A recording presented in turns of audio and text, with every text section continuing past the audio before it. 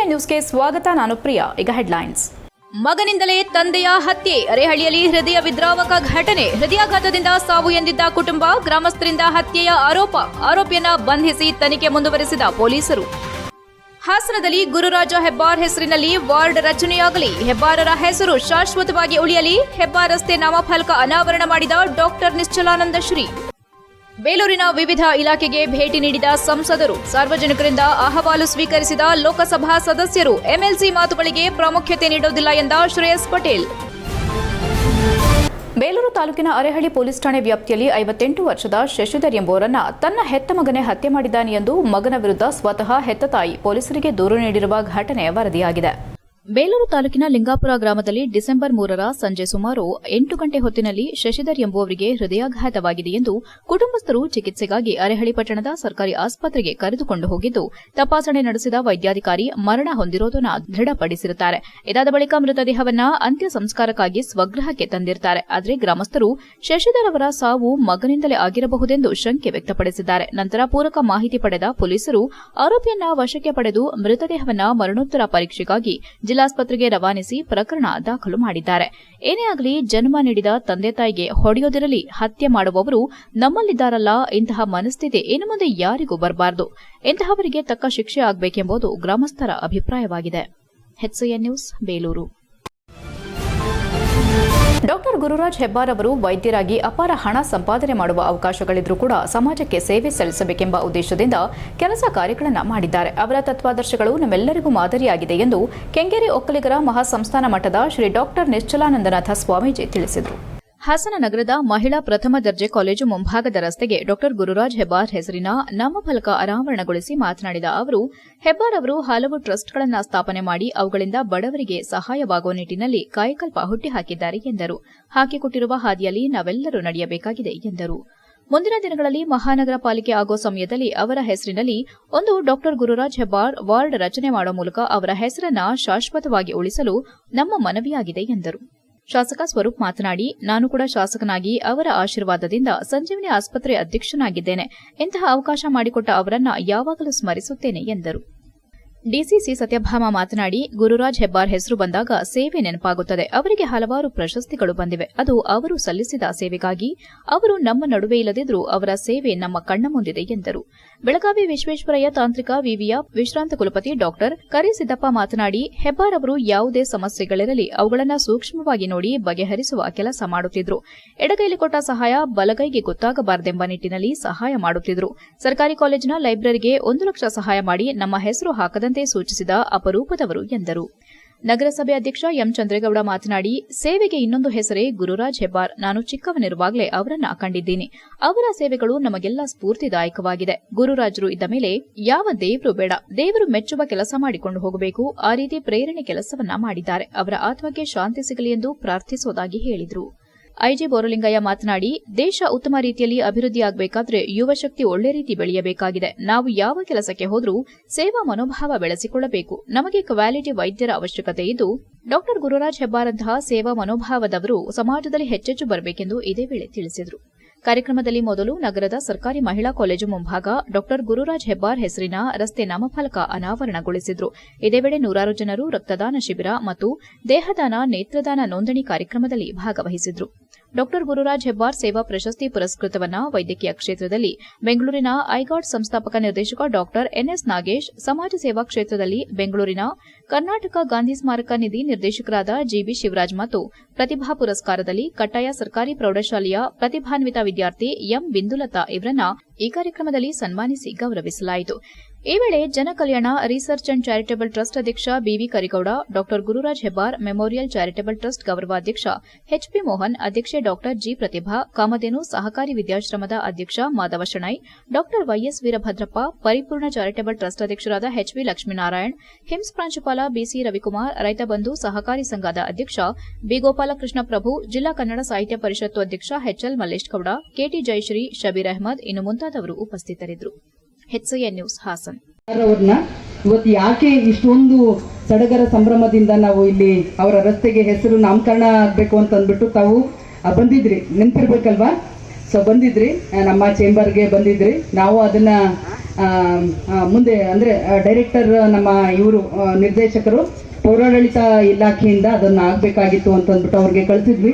ಸನ್ಮಾನ್ಯರು ಕೂಡ ಅದನ್ನು ಒಪ್ಪಿ ಆ ಒಂದು ಜಿಲ್ಲೆಗೆ ನಾಮನಿರ್ದೇಶನ ಮಾಡ್ಬೋದು ಅಂತಂದ್ಬಿಟ್ಟು ಒಪ್ಪಿ ಕಳಿಸಿದ್ರಿಂದ ನಾಮಕರಣನ ಮಾಡಿದ್ದೀರಾ. ರಸ್ತೆಗೆ ಅವರಿದ್ದಂಥ ವಾಸವಾಗಿದ್ದಂಥ ರಸ್ತೆ ಅಂತಂದ್ಬಿಟ್ಟು ನೀವು ಹೇಳಿದ್ದೀರಾ. ಒಂದು ಶಾಸಕ 4 ಭಾಗದ ಶಾಸಕರು ಕೂಡ ಅವರೊಂದು ಮಾರ್ಗದರ್ಶನ ಮತ್ತು ಅವರೊಂದು ಆದರ್ಶವನ್ನು ಪಾಲಿಸಿಕೊಂಡು ನಮ್ಮ ತಂದೆಯವರು ಕೂಡ ಅವ್ರ ಜೊತೆ ಒಂದು ಉತ್ತಮವಾದ ಒಂದು ಪ್ರೀತಿಯಿಂದ ಒಂದು ಒಡನಾಟವನ್ನು ಇಟ್ಕೊಂಡು ಇವತ್ತು 4 ಬಾರಿ ಶಾಸಕರಾಗೂ ಕೂಡ ಇವತ್ತು ನಾನು ಕೂಡ ಮೊದಲನೇ ಬಾರಿ ಶಾಸಕಕ್ಕೆ ಡಾಕ್ಟರ್ ಗುರುರಾಜ್ ಹೆಬ್ಬಾರ್ ಅವರ ಒಂದು ಆಶೀರ್ವಾದ ಮತ್ತು ಏನು ಸಂಜೀವಿನಿ ಸಹಕಾರಿ ಆಸ್ಪತ್ರೆ ಒಂದು ಅಧ್ಯಕ್ಷರಾಗಿ ಒಂದು ಅವಕಾಶ ಮಾಡಿಕೊಂಡಂತ ಗುರುರಾಜ್ ಹೆಬ್ಬಾರ್ ಅವರು ಕೂಡ ಈ ಸಂದರ್ಭದಲ್ಲಿ ಸ್ಮರಿಸ್ತಾ ಅವರ ಒಂದು ಆತ್ಮಕ್ಕೆ ಶಾಂತಿಯನ್ನು ಕೂಡ ಭಗವಂತ ಕೊಡಲಿ ಅಂತ ಸಂದರ್ಭ ಪ್ರಾರ್ಥಿಸ್ತಾ ಈಗ ಹಲವಾರು ಸಂಘ ಸಂಸ್ಥೆಗಳು ಈಗಾಗಲೇ ಇನ್ನೂ ಅಜರಾಮರಾಗಿರತಕ್ಕಂತಹ ಶ್ರೇಯತೆಯನ್ನ ನಾಮಕರಣ ಮಾಡಿದ್ದು ನಮ್ಮೆಲ್ಲರ ಸೌಭಾಗ್ಯ. ಸೇವೆಗೆ ಇನ್ನೊಂದು ಹೆಸರೇ ಗುರುರಾಜ್ ಹೆಬ್ಬಾರ್. ನಾನು ಬಹಳ ಚಿಕ್ಕವನಾಗಲಿದ್ದನ್ನು ಅವರಿಗೆ ಬಲ್ಲೆ. ನಮ್ಮ ಕುಟುಂಬದ ಸ್ನೇಹಿತರವರು, ಅವ್ರಿಗೆ ಪರಿಚಯ ಇಲ್ಲದವರೆಲ್ಲ ಬಿಡಿ, ನಾವು ಅವರು ಅಂತ ಹೇಳಂಗಿಲ್ಲ. ಆ ರೀತಿ ಗುರುರಾಜ್ ಹೆಬ್ಬಾರ್ ಅವರು ತಮ್ಮ ಸೇವೆಗಳನ್ನು ಅವರು ಸಲ್ಲಿಸುವುದರ ಮೂಲಕ ಎಲ್ಲರಿಗೂ ಸ್ಫೂರ್ತಿಯಾಗಿದ್ದರು. ಆ ಸ್ಫೂರ್ತಿಯ ಸಲಹೆಯ ಅಂಶವೇ ಇಷ್ಟೊಂದು ಜನ ನೀವೆಲ್ಲರೂ ಸೇರಿ ಅವರಿಗೆ ವಂದನೆಯನ್ನು ಸಲ್ಲಿಸ್ತಾ ಇರೋದು. ಮಹಾನಗರ ಪಾಲಿಕೆ ಆಗುವಂಥ ಸಮಯದಲ್ಲಿ ಇವತ್ತು ರಸ್ತೆ ಮಾಡಿಕೊಟ್ಟಿದ್ದೀವಿ. ದಯವಿಟ್ಟು ಅವರ ಹೆಸರಲ್ಲಿ ಒಂದು ವಾರ್ಡ್ ರಚನೆ ಮಾಡಿ. ಡಾಕ್ಟರ್ ಗುರುರಾಜ್ ಹೆಬ್ಬಾರ್ ಸರ್ ಅವರ ಹೆಸರಲ್ಲಿ ಒಂದು ವಾರ್ಡ್ ರಚನೆ ಆಗಲಿ, ಅವ್ರ ಹೆಸರಲ್ಲೇ ಪಬ್ಲಿಕೇಶನ್ ಆಗಲಿ, ನೋಟಿಫಿಕೇಶನ್ ಅಂತೇಳಿ ನನ್ನ ಮನವಿ. ಅವ್ರ ಹೆಸರಿನಲ್ಲಿ ಈಗ ವಿಧಾನಸಭಾ ಕ್ಷೇತ್ರಗಳಿಗೆ ಕೆಲವು ಹೆಸರುಗಳಿರ್ತವೆ, ವಿಶೇಷವಾಗಿ ಸ್ಥಳದ ಹೆಸರು. ಹಾಗೆ ಅವರು ಏನು ಇವತ್ತು ನಾವು ರಸ್ತೆನ ಮಾಡಿದ್ದೀವಿ, ಅದಕ್ಕೆ ನಾಮಕರಣ ಮಾಡಿದ್ದೀವಿ. ಆ ಏರಿಯಾ ಕವರ್ ಆಗುವಂಥ ಮಹಾನಗರ ಪಾಲಿಕೆಗೆ ರಿಆರ್ಗನೈಸೇಷನ್ ಆಗಬೇಕು, ಏರಿಯಾ ಲಿಮಿಟೇಷನ್ ಮಾಡಬೇಕಾಗುತ್ತೆ. ಆ ಸಮಯದಲ್ಲಿ ಡಾಕ್ಟರ್ ಗುರುರಾಜ್ ಹೆಬ್ಬಾರ್ ವಾರ್ಡ್ ಅಂತೇಳಿ ಅದೊಂದು ಹೆಸರು ಬರಲಿಕ್ಕೆ ತಾವು ಪ್ರಯತ್ನ ಮಾಡಬೇಕು. ಹಾಗೂ ಅವಾಗಲೂ ಕೂಡ ಉಳಿಲಿಕ್ಕೆ ಸಾಧ್ಯ ಆಗುತ್ತೆ. ಗೆಜೆಟಲ್ಲಿ ಅವ್ರ ನೋಟಿಫಿಕೇಶನ್ ಬರುತ್ತೆ. ಶಾಶ್ವತವಾಗಿ ಆ ಒಂದು ಕ್ಷೇತ್ರ ಉಳಿಯುತ್ತೆ ಅಂತೇಳಿ ನಮಗೆ ರಿಕ್ವೆಸ್ಟ್ ಮಾಡ್ಕೊತೀನಿ. ಹಾಸನ ಲೋಕಸಭಾ ಸದಸ್ಯ ಶ್ರೇಯಸ್ ಪಟೇಲ್ ಬೇಲೂರಿಗೆ ಆಗಮಿಸಿ ವಿವಿಧ ಇಲಾಖೆಗೆ ಭೇಟಿ ನೀಡಿದ ಬಳಿಕ ಸ್ಥಳೀಯ ಕಂದಾಯ ಇಲಾಖೆ, ಆಸ್ಪತ್ರೆ ಇನ್ನಿತರೆ ಕಚೇರಿಗಳಿಗೆ ಭೇಟಿ ನೀಡಿ ಸಾರ್ವಜನಿಕರಿಂದ ಅಹವಾಲು ಸ್ವೀಕರಿಸಿದರು. ನಮ್ಮ ಜಿಲ್ಲೆಯ ಹಿರಿಯ ರಾಜಕಾರಣಿಯಾದ ಮಾಜಿ ಪ್ರಧಾನಿ ಎಚ್ ಡಿ ದೇವೇಗೌಡರ ಬಗ್ಗೆ ನಮಗೂ ಗೌರವಾಭಿಮಾನವಿದೆ. ಆದರೆ ಕಾರಣವಿಲ್ಲದೆ ನಮ್ಮ ತಾತ ಮತ್ತು ಕುಟುಂಬದವರ ಬಗ್ಗೆ ವಿಧಾನ ಪರಿಷತ್ ಸದಸ್ಯ ಸೂರಜ್ ರೇವಣ್ಣ ಮಾತನಾಡುವ ಯಾವುದೇ ನೈತಿಕತೆ ಇಲ್ಲ. ಸೂರಜ್ ರೇವಣ್ಣ ಅವರಿಗೆ ಇತ್ತೀಚಿನ ದಿನದಲ್ಲಿ ಮಾನಸಿಕ ಸ್ಥಿಮಿತ ಕಳೆದುಕೊಂಡು ಈ ರೀತಿ ಮಾತನಾಡುತ್ತಿದ್ದಾರೆ ಎಂದು ಹಾಸನ ಲೋಕಸಭಾ ಸದಸ್ಯ ಶ್ರೇಯಸ್ ಪಟೇಲ್ ತಿರುಗೇಟು ನೀಡಿದರು. ಬೇಲೂರು ಪಟ್ಟಣದ ಪ್ರವಾಸಿ ಮಂದಿರದಲ್ಲಿ ಸುದ್ದಿಗಾರರೊಂದಿಗೆ ಮಾತನಾಡಿದ ಅವರು, ಹಾಸನ ಕ್ಷೇತ್ರದಲ್ಲಿ ನಮ್ಮ ತಾತನ ಬಗ್ಗೆ ಹಾಗೂ ಮಾಜಿ ಪ್ರಧಾನಿಗಳ ಬಗ್ಗೆ ಗೌರವವಿದೆ. ಇಲ್ಲಿವರೆಗೂ ನಮ್ಮ ಕುಟುಂಬದ ಬಗ್ಗೆ ಆ ಕುಟುಂಬದವರು ಹಾಗೂ ಜೆಡಿಎಸ್ ಪಕ್ಷದವರೇ ಇಲ್ಲಿ ತನಕ ಮಾತನಾಡಿಲ್ಲ. ಆದರೆ ಸೂರಜ್ ರೇವಣ್ಣ ಅವರ ಎಲುಬಿಲ್ಲದ ನಾಲಿಗೆಯಿಂದ ಬಂದ ಮಾತುಗಳಿಗೆ ನಾವುಗಳು ಪ್ರಾಮುಖ್ಯತೆ ನೀಡೋದಿಲ್ಲ. ಈ ಹಿಂದೆ ನಮ್ಮ ತಾತ ಮತ್ತು ಮಾಜಿ ಸಚಿವರಾದ ಬಿ ಶಿವರಾಮ್ ಅವರಿಗೆ ಯಾವ ರೀತಿ ನಡೆದುಕೊಂಡಿದ್ದಾರೆ ಎಂಬ ಬಗ್ಗೆ ಚರಿತ್ರೆ ಪುಟದಲ್ಲಿ ದಾಖಲಾಗಿದೆ. ನಮ್ಮ ಗುರಿ ಮುಂದಿನ ವಿಧಾನಸಭೆಯಲ್ಲಿ 7 ಕ್ಷೇತ್ರವನ್ನ ಗೆಲ್ಲೋ ಕಡೆ ನಮ್ಮ ಚಿತ್ತ ಎಂದ ಅವರು, ಸಕಲೇಶಪುರ, ಬೇಲೂರು, ಆಲೂರು ತಾಲೂಕಿನ ಕಾಡಾನೆಯ ಜ್ವಲಂತ ಸಮಸ್ಯೆಗೆ ರಾಜ್ಯ ಮತ್ತು ಕೇಂದ್ರ ಒಟ್ಟಾಗಿ ಕೆಲಸ ಮಾಡಬೇಕೆಂದು ಮನವಿ ನೀಡಲಾಗಿದೆ. ಅಲ್ಲದೆ ಚಿಕ್ಕಮಗಳೂರು, ಬೇಲೂರು, ಆಲೂರು ರೈಲ್ವೆ ಕಾಮಗಾರಿ ವೇಗ ಹೆಚ್ಚಿಸುವ ಬಗ್ಗೆ, ಹಾಸನ, ಬೇಲೂರು, ಚಿಕ್ಕಮಗಳೂರು ರಾಷ್ಟ್ರೀಯ ಹೆದ್ದಾರಿ ರಸ್ತೆ ಅಗಲೀಕರಣ ಮತ್ತು ಶೀಘ್ರವೇ ಕಾಮಗಾರಿ ನಡೆಸುವುದು, ಬೇಲೂರು, ಹಳೇಬೀಡು ಮತ್ತು ಶ್ರವಣಬೆಳಗೊಳಗಳನ್ನು ಕೇಂದ್ರ ಸರ್ಕಾರದ ಸ್ವದೇಶಿ ದರ್ಶನ ಯೋಜನೆಗೆ ಸೇರ್ಪಡೆ ಮಾಡುವುದು, ನರೇಗಾ ಯೋಜನೆ, ಜಲ ಜೀವನ್ ಯೋಜನೆ ಕಾಮಗಾರಿಯಲ್ಲಿ ಕಳಪೆ ಇನ್ನಿತರೆ ವಿಷಯಗಳ ಬಗ್ಗೆ ಕೇಂದ್ರ ಸರ್ಕಾರವನ್ನ ಗಮನ ಸೆಳೆದಿರುವ ಬಗ್ಗೆ ತಿಳಿಸಿದರು. ಆನೆ ಕಾರಿಡಾರ್ ಬಗ್ಗೆ ಹಾಗೂ ಆನೆ ಹಾವಳಿಯಿಂದ ಈ ಭಾಗದ ರೈತರು ಪಡುತ್ತಿರುವ ಕಷ್ಟ ನಮಗೂ ಅರಿವಿದೆ. ಆದರೆ ಇದರ ಬಗ್ಗೆ ರಾಜ್ಯ ಸರ್ಕಾರದಿಂದ ಮಾತ್ರ ಸಾಧ್ಯವಿಲ್ಲ. ಇದಕ್ಕೆ ಕೇಂದ್ರ ಸರ್ಕಾರವು ಕೈಜೋಡಿಸಿದರೆ ಸಮಸ್ಯೆ ಬಗೆಹರಿಸಬಹುದು ಎಂದರು. ಈ ಸಂದರ್ಭದಲ್ಲಿ ಮಾಜಿ ಸಚಿವ ಬಿ ಶಿವರಾಮ್, ಪುರಸಭಾ ಅಧ್ಯಕ್ಷ ಎಆರ್ ಅಶೋಕ್, ತಾಲೂಕು ಬ್ಲಾಕ್ ಕಾಂಗ್ರೆಸ್ ಅಧ್ಯಕ್ಷ ಎಂಜೆ ನಿಶಾಂತ್, ಪುರಸಭೆ ಮಾಜಿ ಅಧ್ಯಕ್ಷ ಎಂಆರ್ ವೆಂಕಟೇಶ್, ಗ್ಯಾರಂಟಿ ಯೋಜನೆ ಅನುಷ್ಠಾನದ ಅಧ್ಯಕ್ಷ ದೇಶಾಣಿ ಆನಂದ್, ಯೋಜನಾ ಪ್ರಾಧಿಕಾರದ ಅಧ್ಯಕ್ಷ ಸೈಯದ್ ತೌಫಿಕ್, ಪುರಸಭೆ ಸದಸ್ಯರು ಮತ್ತು ಕಾರ್ಯಕರ್ತರು ಹಾಜರಿದ್ದರು. HCN news Haasan. ಬೇಲೂರು ತಾಲೂಕಿಗೆ ನಮ್ಮ ತಾಲೂಕು ಕಚೇರಿಗೆ ಇವತ್ತು ಭೇಟಿ ಕೊಡಲಿಕ್ಕೆ ಬಂದಿದ್ದೀವಿ.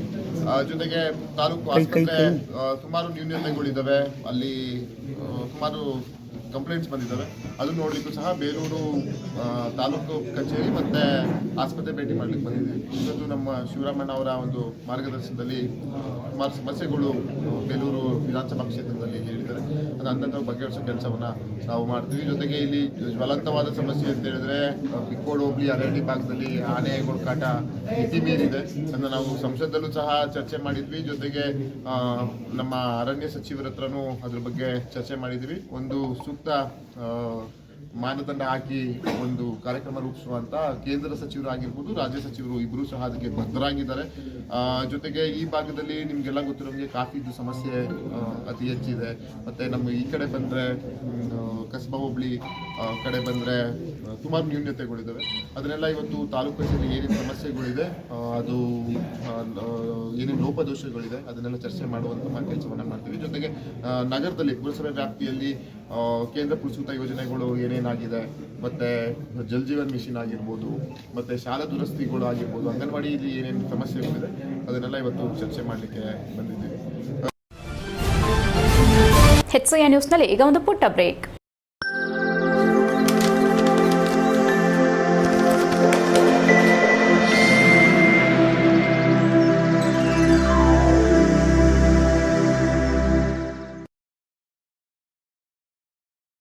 ಬ್ರೇಕ್ನ ನಂತರ HCI ನ್ಯೂಸ್ಗೆ ಸ್ವಾಗತ.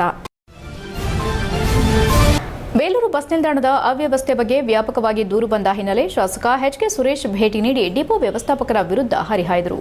ಇತ್ತೀಚಿನ ದಿನಗಳಲ್ಲಿ ಬಸ್ ನಿಲ್ದಾಣದ ಅವ್ಯವಸ್ಥೆ, ಶೌಚಾಲಯದ ಅವ್ಯವಸ್ಥೆ ಹಾಗೂ ಬಸ್ ನಿಲ್ದಾಣದಲ್ಲಿ ಸ್ವಚ್ಛತೆ ಇಲ್ಲದಿರುವುದು ಮತ್ತು ಸರಿಯಾದ ಸಮಯಕ್ಕೆ ಬಸ್ಗಳ ವ್ಯವಸ್ಥೆ ಮಾಡದೇ ಇರುವ ಬಗ್ಗೆ ವರದಿಗಳು ಬಂದ ಹಿನ್ನೆಲೆ ದಿಢೀರನೆ ಭೇಟಿ ನೀಡಿದ ಶಾಸಕರು ಅಲ್ಲಿಯ ಅವ್ಯವಸ್ಥೆ ಕಂಡು ಕಿಡಿಕಾರಿದ್ದಲ್ಲದೆ ಇಷ್ಟೆಲ್ಲ ಸಮಸ್ಯೆಗಳಿಗೆ ಕಾರಣವಾಗಿರುವ ಅಧಿಕಾರಿಗಳ ತಲೆದಂಡ ಮಾಡಲು ಹಾಗೂ ಸಾರ್ವಜನಿಕರ ಜೊತೆ ಸ್ಪಂದಿಸದ ಡಿಪೋ ಮ್ಯಾನೇಜರ್ ಅವರನ್ನ ಕೂಡಲೇ ವರ್ಗಾವಣೆ ಮಾಡುವಂತೆ ಸಾರಿಗೆ ಸಚಿವರಿಗೆ ಮನವಿ ಮಾಡಲಾಗುವುದೆಂದು ತೀವ್ರ ಆಕ್ರೋಶ ವ್ಯಕ್ತಪಡಿಸಿದರು. ಈ ವೇಳೆ ಬಸ್ ನಿಲ್ದಾಣದ ಅವ್ಯವಸ್ಥೆ ಬಗ್ಗೆ ಸ್ವತಃ ಅವರೇ ಪರಿಶೀಲಿಸಿ ಮಾತನಾಡಿ, ಬೇಲೂರು ವಿಶ್ವ ಪ್ರಸಿದ್ಧ ತಾಣವಾಗಿದೆ. ಆದರೆ ಇಲ್ಲಿಗೆ ಬಂದ ಪ್ರವಾಸಿಗರು ಬಸ್ ನಿಲ್ದಾಣದ ಅವ್ಯವಸ್ಥೆ ಬಗ್ಗೆ ಹಾಗೂ ಸಾರ್ವಜನಿಕರು ಪ್ರತಿನಿತ್ಯ ಜನಪ್ರತಿನಿಧಿಗಳಿಗೆ ಹಿಡಿಶಾಪ ಹಾಕ್ತಿದ್ದಾರೆ. ಇಂತಹ ಅಧಿಕಾರಿಗಳಿಂದ ನಾವು ತಲೆ ತಗ್ಗಿಸುವ ಪರಿಸ್ಥಿತಿ ಉಂಟಾಗಿದೆ.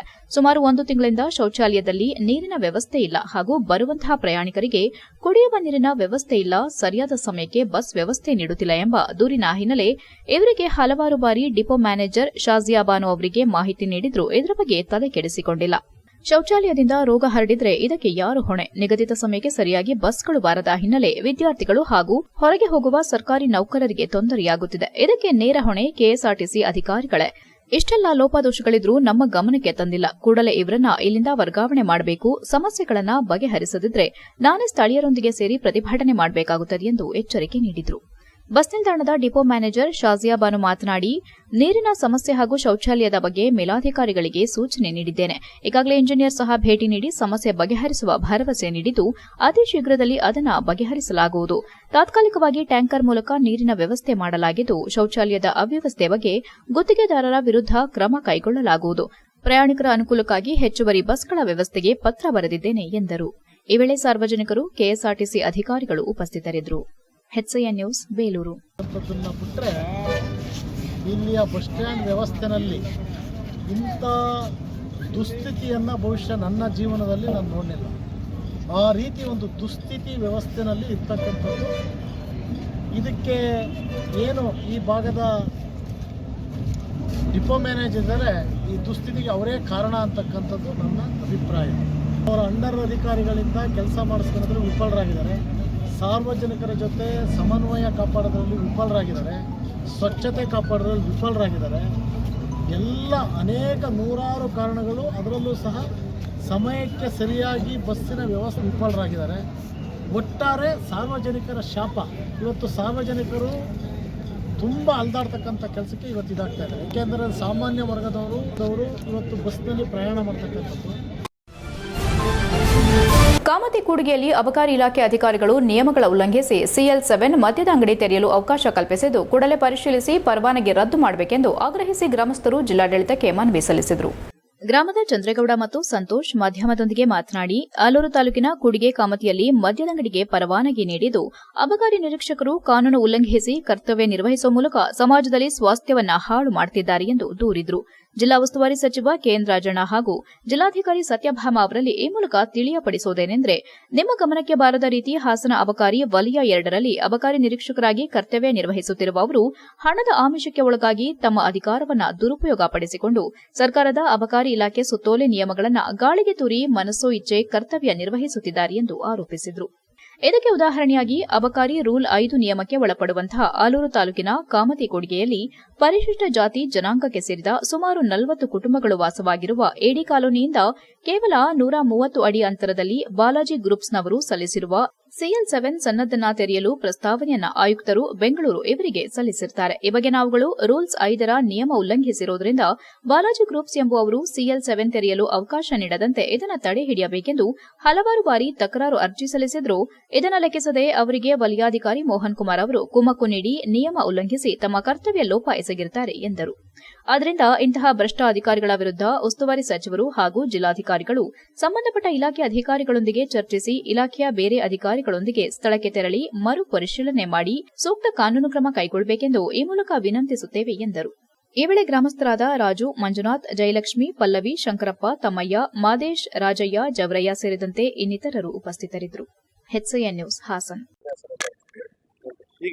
ಹೆಸರು ಚಂದ್ರೇಗೌಡ, ಆಲೂರು ತಾಲೂಕು ಪಾಳ್ಯ ಹೋಬಳಿ ಕಾಂತಿ ಗ್ರಾಮದ ವಾಸಿಯಾದ ನಾನು ಹೇಳುವುದೇನೆಂದರೆ, ಕಾಮತಿ ಕೂಡಿಗೆಯಲ್ಲಿ ಆಲ್ರೆಡಿ ಈಗ ಒಂದು ಮದ್ಯದ ಅಂಗಡಿ ಇದೆ. ಆದರೆ ಅಲ್ಲಿ ಮತ್ತೊಂದು ಮದ್ಯದ ಅಂಗಡಿಯನ್ನು ತೆರೀತಾ ಇದ್ದಾರೆ. ಇದು ಕಾನೂನು ಬಾಹಿರವಾಗಿರುತ್ತದೆ. ಕಾನೂನು ನಿಯಮಾವಳಿಗೆ ಯಾವುದೇ ಅನುಸಾರ ಇರೋದಿಲ್ಲ. ಅದು ಕಾನೂನು ನಿಯಮಾವಳಿಯನ್ನು ಗಾಳಿಗೆ ತೂರಿ ಇದೇ ಅಬಕಾರಿ ಇಲಾಖೆ ಮೋಹನ್ ಕುಮಾರ್ ಎಂಬುವವರು ಈ ಕಾನೂನನ್ನು ಗಾಳಿಯಲ್ಲಿ ತೂರಿ. ಸಂತೋಷ್ ಅಂತ, ಆಲೂರು ತಾಲೂಕು ಪಾಳ್ಯ ಹೋಬಳಿ ಕಾಂತಿ ಗ್ರಾಮದಲ್ಲಿ ಒಂದು ಮದ್ಯದ ಅಂಗಡಿ ತೆರಲಿಕ್ಕೆ ಅಂತ ಅಬಕಾರಿ ಅಧಿಕಾರಿಗಳು ಲೈಸೆನ್ಸ್ ಪರವಾನಗಿನ ಅಪ್ರೂವಲ್ ಮಾಡಿದ್ದಾರೆ. ಈಗ ಅದು ಅವರು ಕೊಟ್ಟಿರೋ ಪರವಾನಗಿ ಅವ್ರು ಮಾಡಿರ್ತಕ್ಕಂಥ ಲೈಸೆನ್ಸ್ ಕಾನೂನಿಗೆ ವಿರುದ್ಧವಾಗಿದೆ. ಮತ್ತೆ ಈ 2025-30ನೇ ಅವಧಿಯ ಆಲೂರು PLD ಬ್ಯಾಂಕ್ ಕಾರ್ಯಕಾರಿ ಮಂಡಳಿಯ ಚುನಾವಣೆ ಪ್ರಕ್ರಿಯೆಯನ್ನು ನಿಲ್ಲಿಸಿ ಕಾನೂನುಬದ್ಧವಾಗಿ ಚುನಾವಣೆ ನಡೆಸುವಂತೆ ರಾಜ್ಯ ರೈತ ಸಂಘ ಮತ್ತು ಹಸಿರು ಸೇನೆ ಜಿಲ್ಲಾಧ್ಯಕ್ಷ ಕಣಗಾಲ್ ಮೂರ್ತಿ ಒತ್ತಾಯಿಸಿದರು. 2025-30ನೇ ಅವಧಿಯ ಆಲೂರು PLD ಬ್ಯಾಂಕ್ ಕಾರ್ಯಕಾರಿ ಮಂಡಳಿ ಚುನಾವಣೆಯಲ್ಲಿ ಬ್ಯಾಂಕಿನ ಷೇರುದಾರರಿಗೆ ಮತದಾನದ ಹಕ್ಕನ್ನು ನೀಡದೆ ಅವೈಜ್ಞಾನಿಕವಾಗಿ ಮತದಾರ ಪಟ್ಟಿಯನ್ನು ಸಿದ್ಧಪಡಿಸಿಕೊಂಡು ಯಾವುದೇ ಮಾಧ್ಯಮಗಳ ಮೂಲಕವಾಗಲಿ ಅಥವಾ ಕರಪತ್ರಗಳ ಮೂಲಕವಾಗಲಿ ಚುನಾವಣೆ ಪ್ರಕಟಣೆಯನ್ನು ಹೊರಡಿಸದೆ ಗೌಪ್ಯವಾಗಿ ಚುನಾವಣಾ ಪ್ರಕ್ರಿಯೆಯನ್ನು ನಡೆಸುತ್ತಿರುವುದು ಕಾನೂನು ಬಾಹಿರವಾಗಿದ್ದು, ತಕ್ಷಣ ಈ ಚುನಾವಣೆ ಪ್ರಕ್ರಿಯೆಯನ್ನು ನಿಲ್ಲಿಸಿ ಕಾನೂನುಬದ್ಧವಾಗಿ ಚುನಾವಣೆ ನಡೆಸುವಂತೆ ರಾಜ್ಯ ರೈತ ಸಂಘ ಮತ್ತು ಹಸಿರು ಸೇನೆ ಜಿಲ್ಲಾಧ್ಯಕ್ಷ ಕಣಗಾಲ್ ಮೂರ್ತಿ ಒತ್ತಾಯಿಸಿದರು. ಆಲೂರು PLD ಬ್ಯಾಂಕಿನ ಮುಂಭಾಗ ಹಮ್ಮಿಕೊಂಡಿದ್ದ ಪ್ರತಿಭಟನೆ ನೇತೃತ್ವ ವಹಿಸಿ ಮಾತನಾಡಿದ ಅವರು, ಪ್ರಾಥಮಿಕ ಕೃಷಿ ಮತ್ತು ಭೂ ಅಭಿವೃದ್ಧಿ ಬ್ಯಾಂಕ್ ಇರೋದು ರೈತರಿಗಾಗಿ. ಆದರೆ ಈ ಬ್ಯಾಂಕಿನ ಅಧಿಕಾರಿ ವರ್ಗದವರು ಹಾಗೂ ಕಾರ್ಯನಿರ್ವಹಿಸುತ್ತಿರುವ ಕಾರ್ಯಕಾರಿ ಮಂಡಳಿ ಸದಸ್ಯರು ಪುನಃ ಈ ಬಾರಿ ಚುನಾವಣೆಯಲ್ಲಿ ಮರು ಆಯ್ಕೆ ಆಗುವ ಉದ್ದೇಶದಿಂದ ತಾವು ಪ್ರತಿನಿಧಿಸುವ ಕ್ಷೇತ್ರಗಳಿಗೆ ತಮಗೆ ಅನುಕೂಲವಾಗುವ ರೀತಿಯಲ್ಲಿ ಹಾಗೂ ತಮ್ಮ ಮಾತನ್ನ ಕೇಳುವಂತಹ ರೈತ ಮತದಾರರನ್ನ ಮಾತ್ರ ಮತದಾನ ಪಟ್ಟಿಯಲ್ಲಿ ಮತದಾನಕ್ಕೆ ಅರ್ಹತೆ ಪಡೆಯುವಂತೆ ತಂತ್ರಗಾರಿಕೆ ರೂಪಿಸಿಕೊಂಡು ಮತದಾರ ಪಟ್ಟಿಯನ್ನ ಸಿದ್ಧಪಡಿಸಿಕೊಂಡಿದ್ದಾರೆ. ಆದ್ದರಿಂದ ತಕ್ಷಣ ಸಹಕಾರ ಸಂಘಗಳ ಉಪನಿಬಂಧಕರು ಕೂಡಲೇ ಈ ಅಕ್ರಮದ ವಿರುದ್ಧ ಗಮನಹರಿಸಿ ಚುನಾವಣಾ ಪ್ರಕ್ರಿಯೆ ಸ್ಥಗಿತಗೊಳಿಸಿ ಕಾನೂನುಬದ್ಧವಾಗಿ ಮರು ಚುನಾವಣೆಗೆ ಆದೇಶ ಮಾಡುವಂತೆ ಆಗ್ರಹಿಸಿದರು. ಇಲ್ಲದಿದ್ದರೆ ಇದರ ವಿರುದ್ಧ ಅನಿರ್ದಿಷ್ಟಾವಧಿ ಪ್ರತಿಭಟನೆ ಹಮ್ಮಿಕೊಳ್ಳಲಾಗುವುದೆಂದು ಎಚ್ಚರಿಸಿದರು. ತಾಲೂಕು ನಾಗರಿಕ ಹೋರಾಟ ಸಮಿತಿ ಅಧ್ಯಕ್ಷ KS ಮಂಜೇಗೌಡ ಮಾತನಾಡಿದರು. ಪ್ರತಿಭಟನೆಯಲ್ಲಿ ಕರ್ನಾಟಕ ರಾಜ್ಯ ರೈತ ಸಂಘ ಮತ್ತು ಹಸಿರು ಸೇನೆಯ ತಾಲೂಕು ಅಧ್ಯಕ್ಷ ಮಲ್ಲೇಶಾಚಾರ್, ಕಾರ್ಯದರ್ಶಿ ಮನು ಕಿರಗಡಲು, ಸಂಚಾಲಕ ಶಿವು, ರೈತ ಮುಖಂಡರಾದ KV ಮಲ್ಲಿಕಾರ್ಜುನ್, ನಾಗರಾಜ್ ಧರ್ಮಪುರಿ, ಬಸವರಾಜ್ ಗೇಕರವಳ್ಳಿ, ಮಂಜು, ಲಕ್ಷ್ಮಣ್, ಮೋಹನ್, ಅಶೋಕ್ ಕರಿಕೋಡನಹಳ್ಳಿ ಇತರರು ಉಪಸ್ಥಿತರಿದ್ದರು.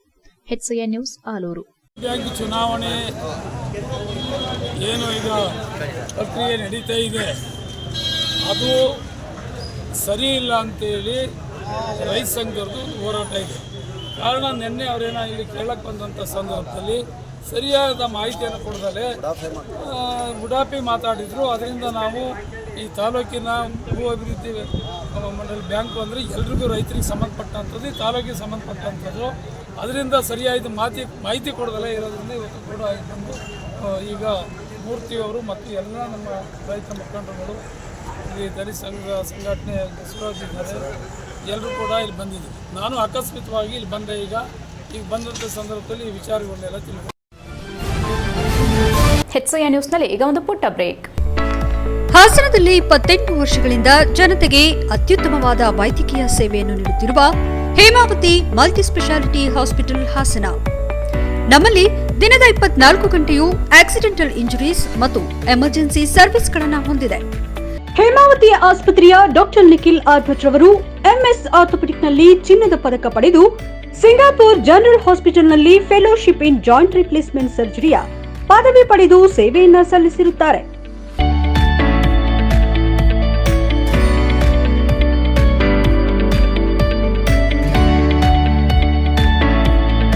ನಮ್ಮಲ್ಲಿ ಆಂಬ್ಯುಲೆನ್ಸ್ ಸೇವೆಯೂ ಲಭ್ಯ. ಇನ್ನೇಕೆ ತಡ, ನೀವು ಯಾವುದೇ ಮೂಳೆ ಸಮಸ್ಯೆ ಹೊಂದಿದ್ದರೆ ಹಿಂದೆ ಭೇಟಿ ನೀಡಿ. ಹೇಮಾವತಿ ಮಲ್ಟಿಸ್ಪೆಷಾಲಿಟಿ ಹಾಸ್ಪಿಟಲ್, ಉತ್ತರ ಬಡಾವಣೆ, ಹಾಸನ. ಬ್ರೇಕ್ನ ನಂತರ HCI ನ್ಯೂಸ್ಗೆ ಸ್ವಾಗತ. ಪ್ರತಿಯೊಬ್ಬ ಪೋಷಕರು ತಮ್ಮ ಆರ್ಥಿಕ ಸ್ಥಿತಿಗತಿಗಳ ಬಗ್ಗೆ ಮಕ್ಕಳಿಗೆ ವಾಸ್ತವಾಂಶಗಳನ್ನು ತಿಳಿಸುವ ಪ್ರಯತ್ನ ಮಾಡಬೇಕೆಂದು ಹಾಸನದ ಧರ್ಮಸ್ಥಳ ಆಯುರ್ವೇದ ಕಾಲೇಜಿನ ಪ್ರಾಧ್ಯಾಪಕ ಡಾಕ್ಟರ್ ಗುರು ಬಸವರಾಜ್ ಯಲಗಚ್ಚಿನ ಹೇಳಿದರು. ಶುಕ್ರವಾರ ಸಕಲೇಶಪುರ ಪಟ್ಟಣದ ಶ್ರೀ ಬ್ಯಾಕರವಳ್ಳಿ ಗುರುವೇಗೌಡರ ಕಲ್ಯಾಣ ಮಂಟಪದಲ್ಲಿ ವಾಸವಿ ವಿದ್ಯಾಸಂಸ್ಥೆ ಆಯೋಜಿಸಲಾಗಿದ್ದ ಶಾಲಾ ವಾರ್ಷಿಕೋತ್ಸವ ಸಮಾರಂಭದಲ್ಲಿ ಮಾತನಾಡಿದ ಅವರು, ನಾವು ಪ್ರತಿನಿತ್ಯ ನಮ್ಮ ಮಕ್ಕಳಿಗೆ ಜೀವನದ ಮೌಲ್ಯಗಳನ್ನು ತಿಳಿಸಿ ಅದು ನಿಮ್ಮ ಮಕ್ಕಳ ಜೀವನ ಶೈಲಿಯನ್ನ ಬದಲಾಯಿಸುತ್ತದೆ. ನಮ್ಮ ಆರೋಗ್ಯ ಚೆನ್ನಾಗಿದ್ರೆ ವಿದ್ಯೆ, ಉದ್ಯೋಗ ಎಲ್ಲವನ್ನ ನೆಮ್ಮದಿಯಿಂದ ಅನುಭವಿಸಬಹುದು. ಟಿವಿ, ಸಾಮಾಜಿಕ ಜಾಲತಾಣವನ್ನ ಹೆಚ್ಚಾಗಿ ನೋಡೋದ್ರಿಂದ ನಮ್ಮ ಮನಸ್ಸು, ಆರೋಗ್ಯ, ನೆಮ್ಮದಿ ಎಲ್ಲವೂ ಹಾಳಾಗುತ್ತದೆ. ಪ್ರತಿಯೊಬ್ಬ ವ್ಯಕ್ತಿಯು ರಾತ್ರಿ 10-30 ಗಂಟೆಗೆ ಮಲಗಿ ಬೆಳಗ್ಗೆ ಸೂರ್ಯೋದಯದ ಮುಂಚಿತವಾಗಿ ಏಳೋದ್ರಿಂದ ನಮ್ಮ ಜೀವನದಲ್ಲಿ ಪ್ರತಿ ಹಂತದಲ್ಲಿಯೂ ಆರೋಗ್ಯವನ್ನ ಕಾಪಾಡಿಕೊಳ್ಳಬಹುದು ಎಂದರು.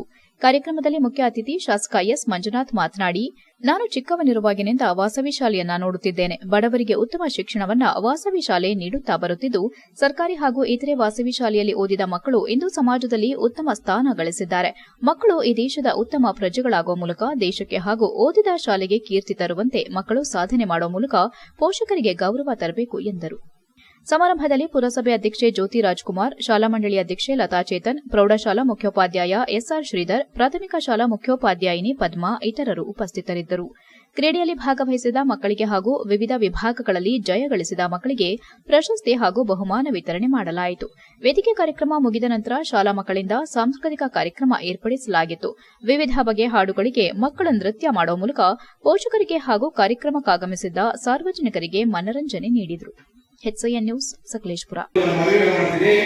ತಾವುಗಳು ತಂದೆ ತಾಯಿಗೆ ಕಷ್ಟಪಟ್ಟು ಓದಿಸಿದ್ರೆ ನೀವು ದಯವಿಟ್ಟು ತಾವು ಏನು ಶಾಲೆಗೆ ಹೋಗ್ತಕ್ಕಂಥ ಸಂದರ್ಭದಲ್ಲಿ ತಾವು ಶ್ರದ್ಧೆ ಇಟ್ಟು ಓದಿ ಜೀವನದಲ್ಲಿ ಒಂದು ಗುರಿನ ಇಟ್ಕೊಳ್ಳಿ. ಆ ಗುರಿ ಇಟ್ಕೊಂಡ್ರೆ ಖಂಡಿತವಾಗ್ಲೂ ಕೂಡ ಸಾಧಿಸಬಹುದು. ನೀವು ಎಲ್ಲಕ್ಕಿಂತ ಮುಖ್ಯವಾಗಿ ತನ್ನ ತಂದೆ ತಾಯಿನ, ಗುರುಗಳಿಗೆ ಗೌರವವನ್ನು ಕೊಡಿ. ತಂದೆ ತಾಯಿನ ವೃದ್ಧಾಪ್ಯದ ಸಂದರ್ಭದಲ್ಲಿ ತಾವು ಇಷ್ಟೆಲ್ಲ ಕಷ್ಟಪಟ್ಟು ಸಾಕಿರ್ತಾರೆ.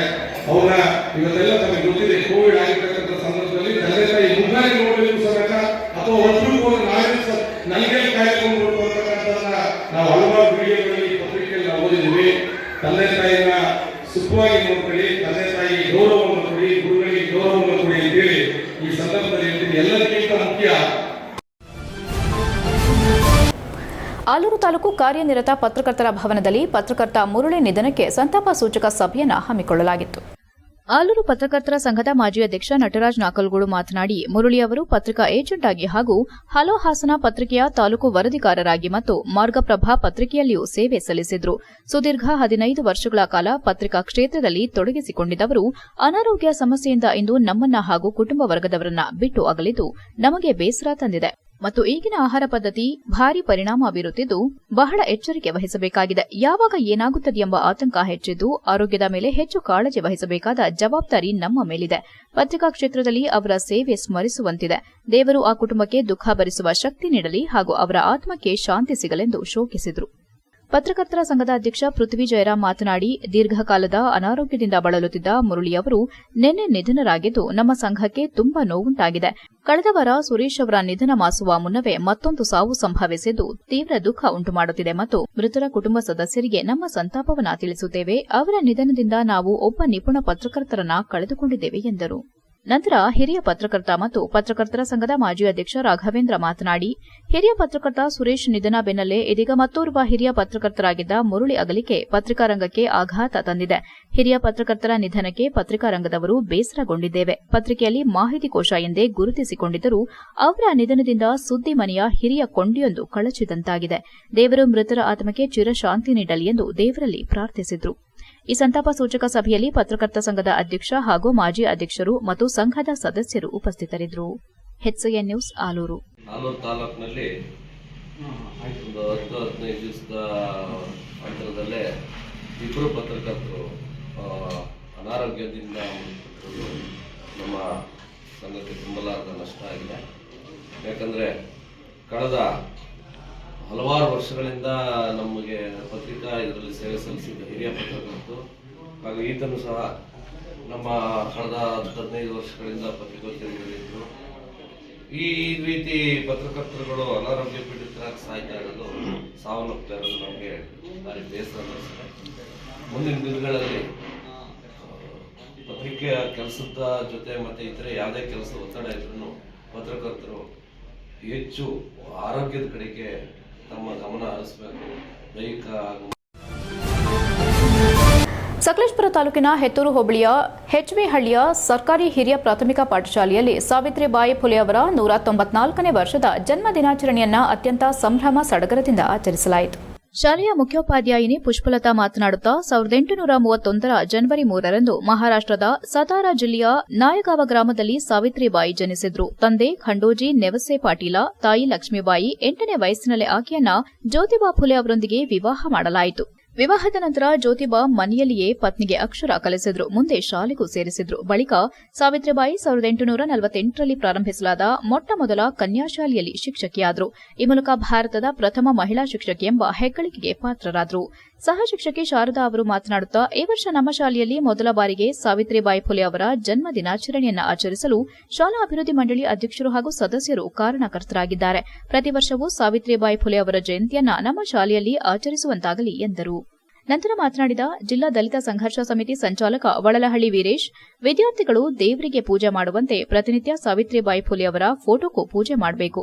ಅವರ ಪರಿಶ್ರಮದಿಂದ ಮಹಿಳೆಯರು ಸೇರಿದಂತೆ ನಾವೆಲ್ಲ ವಿದ್ಯೆ ಕಲಿಯುವಂತಾಗಿದೆ ಹಾಗೂ ಅವರ ಆದರ್ಶದಿಂದ ಹೆಚ್ಚಿನ ಮಹಿಳೆಯರು ಶಿಕ್ಷಕರಾಗುವಂತಾಗಿದೆ.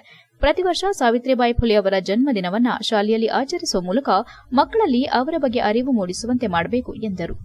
ಈ ವೇಳೆ ವಿದ್ಯಾರ್ಥಿಗಳಿಂದ ಸಾವಿತ್ರಿಬಾಯಿ ಫುಲೆ ಅವರ ಫೋಟೋಗೆ ಮಾಲಾರ್ಪಣೆ ಹಾಗೂ ಪುಷ್ಪಾರ್ಚನೆ ಮಾಡುವ ಮೂಲಕ ದೀಪ ಹಚ್ಚಿ ಪೂಜೆ ಸಲ್ಲಿಸಿದ್ರು ಮತ್ತು ಶಾಲಾ ವಿದ್ಯಾರ್ಥಿಗಳಿಂದ ಸಾವಿತ್ರಿಬಾಯಿ ಫುಲೆ ಅವರ ಬಗ್ಗೆ ಭಾಷಣವನ್ನ ಮಾಡಿದ್ರು. ಈ ವೇಳೆ ಶಾಲೆಯ ಅಭಿವೃದ್ಧಿ ಅಧ್ಯಕ್ಷ ಮಧು, ಸಮಾಜ ಸೇವಕ ವಿಸಿ ಚಂದ್ರ, ವಿರೂಪಾಕ್ಷ, ಗ್ರಾಮಸ್ಥರಾದ ಕೋಮಾರಯ್ಯ, ಮಂಜಯ್ಯ, ಎಚ್ಎಸ್, ಸಹ ಶಿಕ್ಷಕಿ ನಿರ್ಮಲಾ ಉಪಸ್ಥಿತರಿದ್ದರು. HCN news Sakleshpur. 3 ಜನವರಿ 1831ರಲ್ಲಿ ಮಹಾರಾಷ್ಟ್ರದ ಸತಾರಾ ಜಿಲ್ಲೆಯ ನೈಗನ್ ನಲ್ಲಿ ಜನಿಸಿದರು. ಇವರಿಗೆ ಮದುವೆಯಾದಾಗ 8 ವರ್ಷ ವಯಸ್ಸು. ಪತಿ ಜ್ಯೋತಿಬಾ ಫುಲೆ ಅವರಿಗೆ 13 ವರ್ಷ ವಯಸ್ಸು. ಸ್ತ್ರೀ ಶಿಕ್ಷಣವನ್ನು ತೆರೆದ ಕೀರ್ತಿ ಜ್ಯೋತಿಬಾ ಫುಲೆ ಅವರಿಗೆ ಸಲ್ಲಬೇಕು. ಸಾವಿತ್ರಿಬಾಯಿ ಅವರಿಗೆ ಮನೆಯೇ ಮೊದಲ ಪಾಠಶಾಲೆ. ಪತಿಯೇ ಜ್ಯೋತಿಬಾ ಅವರಿಗೆ ಮೊದಲ ಗುರುಗಳು. 1847ರಲ್ಲಿ ಇವರು ಶ್ರೀ ಜ್ಯೋತಿಬಾ ಫುಲೆ ಪತ್ನಿ ಈ ರಾಷ್ಟ್ರದೊಳಗಡೆ ಮಹಾರಾಷ್ಟ್ರ ರಾಜ್ಯದೊಳಗೆ ಜನಿಸ್ತಾರೆ. ಜನಿಸಿ ಜ್ಯೋತಿಬಾ ಫುಲೆ ಅನ್ನೋರನ್ನ ಮದುವೆ ಆಗ್ತಾರೆ. ಮದುವೆ ಆರಂಭದಲ್ಲಿ ಜ್ಯೋತಿಬಾ ಫುಲೆ ಅವರ ತುಂಬ ವಿದ್ಯಾಭ್ಯಾಸ ಮಾಡಿದಂಥ ಮಹಾನ್ ನಾಯಕರು, ಟೀಚರ್ ಮೇಲೆ ಬರ್ತಿರ್ತಾರೆ. ಅದೇ ಅದಕ್ಕಾಗಿ ಅವ್ರ ಹೆಂಡತಿನ ಮನೇಲಿ ಕೂರಿಸ್ಲಿಲ್ಲ. ಅವರು ಆಕಿಗೂ ಬೇಕು ಅಂತ ಅವ್ರನ್ನ ಸೇರಿಸಿದ್ರು. ಕಾರಣ ಮನೆಯಲ್ಲಿ ಯಾವುದೊಂದು ಫೈಲ್ ಹುಡುಕ್ಬೇಕಾದ್ರೆ ಸಿಕ್ಲಿಲ್ಲ. ಆ ಸಿಕ್ಲಿದ್ದ ಒಂದು ಸಂದರ್ಭದಲ್ಲಿ ನನ್ನ ಮನೆಯವ್ರಿಗೂ ವಿದ್ಯಾಭ್ಯಾಸ ಮಾಡಿಸ್ಬೇಕು ಅಂದಾಗ ನನಗೆ ಯಾಕೆ ವಿದ್ಯಾಭ್ಯಾಸ ಬೇಕು ಅಂತ ಇವರಿಬ್ಬರಿಗೂ ಗಂಡ ಹೆಂಡತಿಗೂ ಇದಾಗುತ್ತೆ. ನಾನು ಅಡುಗೆ ಮಾಡಿ ಇದನ್ನು ಸೇವೆ ಮಾಡ್ಕೊಳ್ಳೋಕೆ ಮಾತಾಡ್ಸಿದ್ದ ಅಂತ ಹೇಳ್ತಾರೆ. ಇಲ್ಲ, ನೀನು ಶಿಕ್ಷಣ ಪಡೆಯಲೇಬೇಕು, ಈ ರಾಷ್ಟ್ರಕ್ಕೆ ಒಂದು ಮಾದರಿ ಆಗಬೇಕು ಅಂದಾಗ. HCN ನ್ಯೂಸ್ನಲ್ಲಿ ಈಗ ಒಂದು ಪುಟ್ಟ ಬ್ರೇಕ್.